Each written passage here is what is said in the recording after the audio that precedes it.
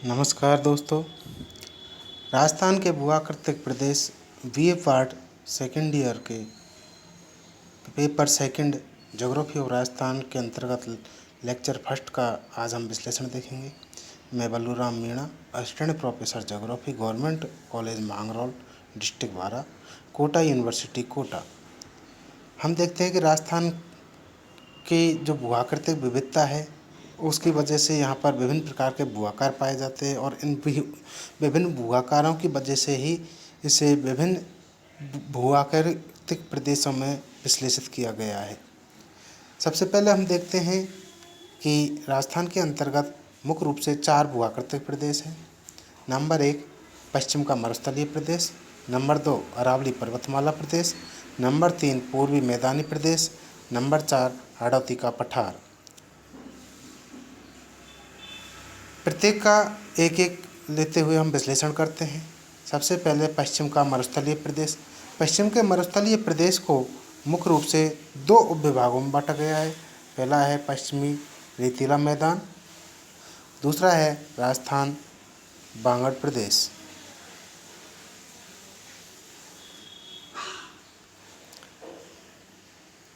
अब इन भूभागों का भी विश्लेषण हम करें तो हम देखें कि पश्चिम का जो मरुस्थलीय प्रदेश है जिसमें 2 विभाग थे, पश्चिमी रेतीला मैदान और राजस्थान बांगड़ प्रदेश। हम पश्चिमी रेतीले मैदान को लेते हैं।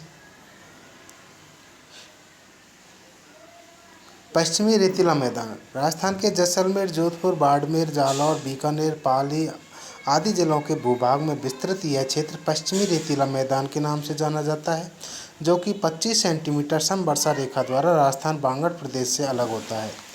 इस पश्चिमी रेतीला मैदान को भी 2 भागों में विभाजित किया गया है। एक बालुका स्तूप मुक्त प्रदेश, दूसरा बालुका स्तूप युक्त प्रदेश। इसी तरीक़ा से अब हम राजस्थान बांगड़ प्रदेश को देखते हैं।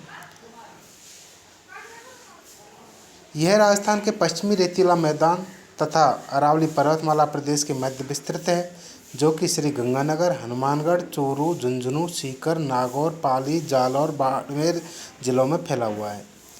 इसे भी निम्न उपविभागों में विभाजित किया गया है। नंबर 1 घग्गर का मैदान, नंबर 2 शेखावाटी प्रदेश, नंबर 3 नागौर उच्च भूमि प्रदेश, नंबर 4 लूनी बेसिन, जिसे गौड़वार बेसिन के नाम से भी जाना जाता है। आपको हम बता देते हैं कि राजस्थान बांगड़ प्रदेश है वो पश्चिमी रेतीला मैदान अर्थात 25 सेंटीमीटर समवर्षा रेखा और 50 सेंटीमीटर समवर्षा रेखा के मध्य का भौगोलिक भूभाग है। जिससे दूसरे हम शब्दों में कहें तो पश्चिमी रेतीला मैदान तथा अरावली पर्वतमाला प्रदेश के मध्य का जो भूभाग है वो राजस्थान बांगड़ प्रदेश के नाम से जाना जाता है।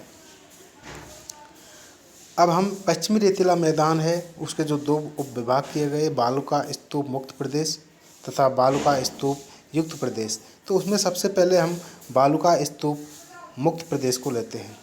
बालुका स्तूप मुक्त प्रदेश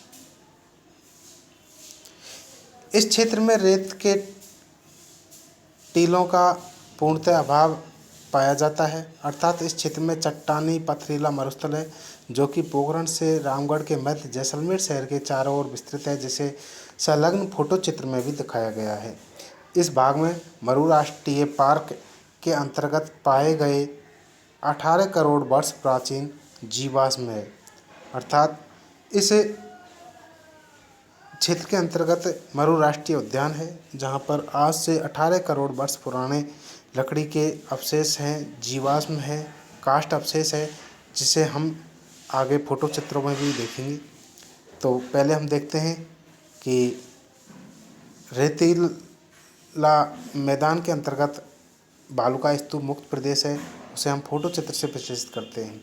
फोटो चित्र में स्वयं लेक्चर ने फ़ोटो क्लिक किया है जिसके अंतर्गत आपको बताया जा रहा है कि जैसलमेर के पास चट्टानी मरुस्थल है और यहाँ पर पीला पत्थर पाया जाता है और इस पीले पत्थर की वजह से ही यहाँ जो जैसलमेर शहर है उसका निर्माण पीले पत्थर से हुआ है और इसी की वजह से उसे स्वर्ण नगरी, क्योंकि जैसा किला है उसकी दीवार वगैरह है, जो आधारभूत ढांचा है वो पीले पत्थर से निर्मित होने के कारण सोने जैसा दिखाई देता है। इसी की वजह से इसे स्वर्ण नगरी के नाम से जाना जाता है। तो ये हमारा मुख्य विषय नहीं है, हमारा मुख्य विषय बालू का स्तूप मुक्त क्षेत्र है। तो आप इस फोटो चित्र में आप स्पष्ट रूप से देख सकते हैं कि ये चट्टानी भूभाग है जिसमें केवल चट्टान ही चट्टान है। तो ये बालू का स्तूप मुक्त प्रदेश है, अर्थात यहाँ पर रेत बिल्कुल नहीं है। अगली स्लाइड में हम देखते हैं कि यहाँ जो वुड फॉसिल पार्क है उसे साइन बोर्ड से भी दिखाया गया है, जिस पर स्पष्ट लिखा हुआ है 18 करोड़ वर्ष पुराने पेड़ों के काष्ठ अवशेष, ऐतिहासिक व शैक्षणिक महत्व का पार्क। ये ऐतिहासिक व शैक्षणिक महत्व का पार्क है। साथ ही साथ यहाँ पर पाई जाने वाली जैव विविधता, भौगोलिक विविधता भी अनायास ही हमें आकर्षित कर लेती है, जिससे हम देखते हैं कि यहाँ वुड फॉसिल जो पार्क है उन्हें संरक्षित किया हुआ है, और जो संरक्षण किया हुआ है उन्हें भी हम फोटो चित्रों के माध्यम से देख सकते हैं। इस फोटो चित्र में जो जाल के अंतर्गत है 12 नंबर का ये दर्शाया गया है। इस 12 नंबर के अंतर्गत भी आप देख सकते हैं कि वुड फॉसिल्स, इस वुड फॉसिल्स की जो साइज़ है वो 13.40 मीटर लंबा, और इसके तने की जो मोटाई है या गोलाई है 0.40 मीटर है। तो इस तरीक़ा से हम देख सकते हैं कि दूर लंबाई में जो जाल है दूर तक हमें दिखाई दे रहा है। तो ये इसकी लंबाई को व्यक्त कर रहा है। इसे वुड फॉसिल पार्क के अंतर्गत, जाल के अंतर्गत आप वास्तविक रूप में जाके देखोगे तो आप स्पष्ट रूप से देख पाओगे कि आज से 18 करोड़ वर्ष प्राचीन जो लकड़ी या पेड़ थे वो जीवाश्म में बदल गए हैं, और आज ये पत्थर के रूप में हमें दिखाई देते हैं। तो जिस तरीक़ा से पत्थर होता है ऐसे अवशेष ये हैं जिन्हें वैज्ञानिक विधियों द्वारा विश्लेषित भी किया गया है, और जहाँ काष्ठ अवशेष के रूप में इन्हें जाना जाता है। अगला है बालू का स्तूप युक्त प्रदेश। तो हमने बालू का स्तूप मुक्त प्रदेश देख लिया है। इसके बाद में बालू का स्तूप युक्त प्रदेश, अर्थात जहाँ पर रेत का विस्तार है या रेत के टीले पाए जाते हैं, वो बालू का स्तूप युक्त प्रदेश है। पश्चिमी रेतीले मैदान में विस्तृत रेत के टीलों से युक्त क्षेत्र जो कि जैसलमेर, जोधपुर, बाड़मेर, बीकानेर, चूरू, पाली, नागौर आदि जिलों में फैला हुआ भौगोलिक भूभाग बालू का स्तूप मुक्त प्रदेश के नाम से जाना जाता है। इस बालू का स्तूप मुक्त प्रदेश में वितरित जो अर्धचंद्राकार बालू का स्तूप है, इन अर्धचंद्राकार बालू का स्तूपों को बरखान के नाम से जानते हैं। इन बालू का स्तूपों का जो विकास है वो स्थानीय हवा की दशा और दिशा के आधार पर होता है, और उसी के आधार पर इन अर्धचंद्राकार जो बालू का स्तूप है इनका विकास होता है।